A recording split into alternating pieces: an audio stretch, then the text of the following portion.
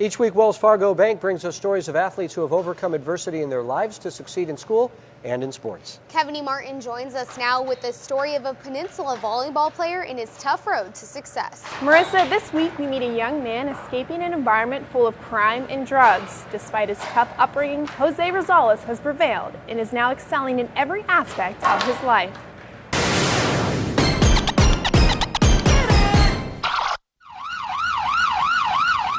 The sound of police sirens and the blinding red and blue flashing lights are a vivid memory for Jose Rosales. At 11 years old, Jose was at his home when suddenly police officers bolted into his house in a drug raid, leading to the arrest of his aunt, uncle, and father. I remember a lot of lights coming in all at once to the house, all the blue and red lights, and then all of a sudden somebody knocking the door down. There was a group of SWAT men who came in with armed guns and the lights pointing at us, and they were just telling us to get on the floor. So we just all dropped to the floor, and I just remember all my little cousins, my brother, all started crying, and my aunt just telling us to keep calm and keep calm. After his father's arrest, Jose and his siblings moved in with their mother.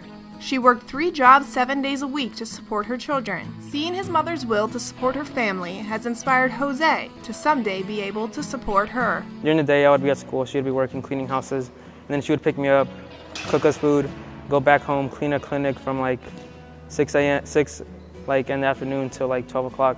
And then after that, she would come back home, take a break, and then go back to clean the cemetery from 12 a.m. until 3 a.m. She didn't have a day off. So that kind of, me looking up to her, that was wow, if she could do it, then I kind of owe it to her. After a 3-year term, Jose's father was released from prison. Although the two have limited contact, through their mutual love of volleyball, they are working on mending their relationship. We don't really talk much because when he got out of prison, it was hard for me to kind of go up to him and just communicate with him. But that actually made it a lot easier because each time I come home from a game or he'll call me, he's oh, so how'd your game go? Did you guys win? And that's kind of helps us a lot. Jose uses volleyball as his escape. When he steps on the court, he erases his past and all of the difficult memories from his mind. Being able to go to practice and stuff, it kind of keeps my mind off of academics and also kind of out of the reality of the stuff that I was going back at home. So I kind of just step into the gym and kind of just enjoy myself. He really focuses a lot, and you can tell that he kind of uses this as an avenue and outlet to kind of express himself and kind of release. He doesn't let it take him down, doesn't let it kind of overwhelm him, and so I think it's kind of something nice to see that somebody shows a lot of maturity at his young age. Jose is proof. No matter how difficult your past, you can always work for a better tomorrow.